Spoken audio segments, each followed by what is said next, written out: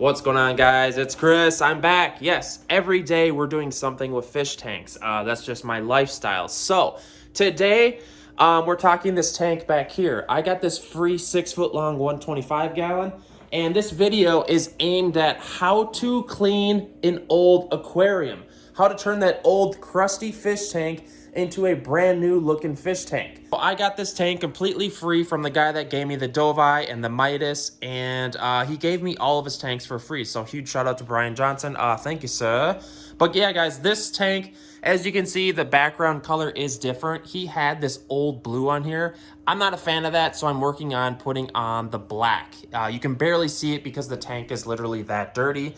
And what we're gonna do today is I'm gonna show you how I clean tanks like this. There's a lot of different methods, but I'm gonna show you mine because mine's better. No, I'm just kidding. I'm not that crazy guy, but there's a lot of different tips and tricks as far as getting some of this sediment off. One of the first tools that you're gonna want is a razor blade. And when I say razor blade, I mean one of these flat style razor blades.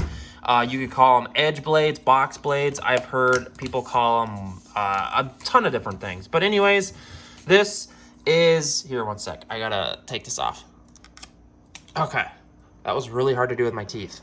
One of these blades, you gotta be very careful with these because these are extremely sharp and they work very well at this. So, and this, what we're gonna do is I usually start at the top with the brim because the methodology of getting this stuff off the glass is different from this.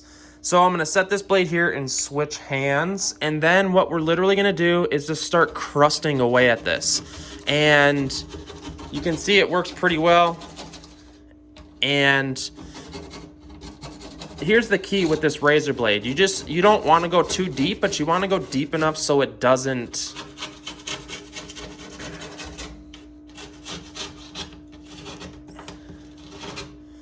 and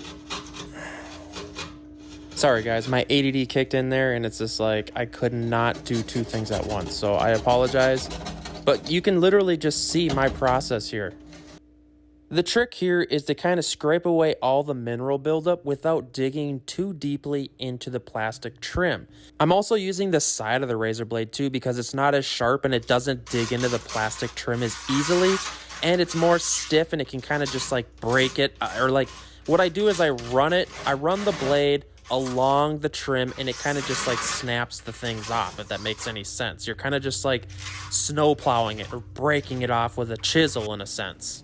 So for the next stage, we are going to be using some vinegar, white vinegar. And the reason we use this is because it breaks down the sediment and mineral buildup on the tank. What you want to do is put it in a spray bottle. I've used it without a spray bottle, and you just kind of dump it on spots of the tank. But I got to say, spray bottle makes it a lot easier. That way you can kind of like spray it and apply it to the specific locations that you want to spray it. So here I am with the tank, and what we're going to start doing is spraying the buildup. And some areas are worse than others, as you can see. But what we're going to do here, we're going to spray one coat and then give it like 10 minutes and then come back, spray another coat, give it 10 minutes, come back.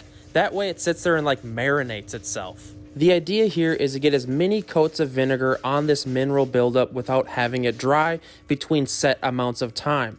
The ideal setup would be to spray a coat on there like every 5 minutes. That way it just sits there and eats away at the freshly broken down mineral buildup. I gave the vinegar a little time to soak in, and we're gonna see how easy it comes off with a razor blade now. So, as you can see, it comes off real easy. Give you a little zoom in here. And what you can do is you can apply this vinegar every 10 minutes and just kind of like let it soak. But with a little force, this will all just come out pretty easily. It depends how thick it is. You know, if it's thinner, like in this spot right here, it'll come up real easy. But if it's real thick like this, that's gonna take more work. So this is for the most part, the thin stuff comes off real easy. And what you want to do is be very careful of the silicone there, because if you're hitting this blade with the edge of that, what you're doing is peeling up your own silicone, which isn't the smartest thing in the world. So I'm gonna scrape away at this tank for probably a half hour, and I'll set up the time lapse and I'll show you guys the progress. Hey, you know what I was thinking about while wasting 1 hour of my day scraping gunk off of a tank? I was thinking this sucks. And this is the reason why people don't like doing this. And it's really kind of hard to wrap yourself around doing things like this. Like between this, cleaning an old tank, or resealing an aquarium, this stuff is super tedious. And a lot of times people just get rid of a tank and go buy a new one. But what I tend to do while doing this stuff is I think about the finished project. I just envision this beautiful, huge, massive tank with crystal clear water, and I think about the stacks of cash that I'm saving.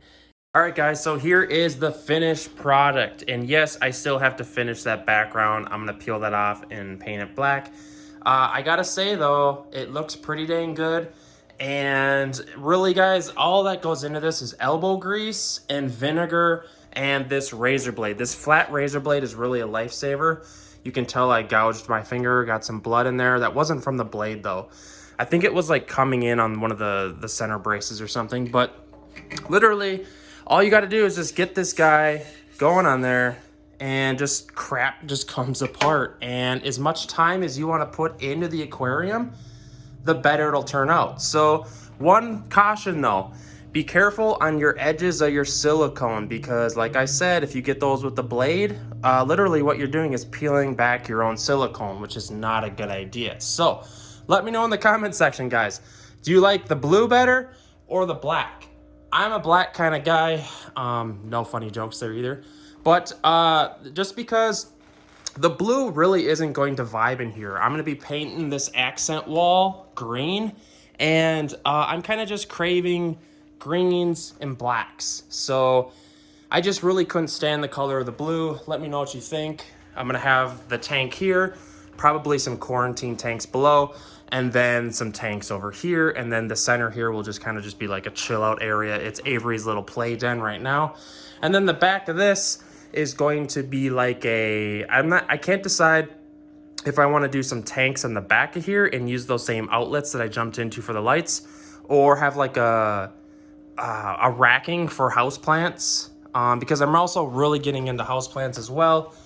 I just picked up a bunch of these cool houseplants right here. So some cool spider plants and some ponytail palms. Have some cool little projects going here, guys. So, but yeah, let me know in the comment section what you think of this process that I walk you through on how to clean your old aquarium and the old glass on the aquarium. Woohoo!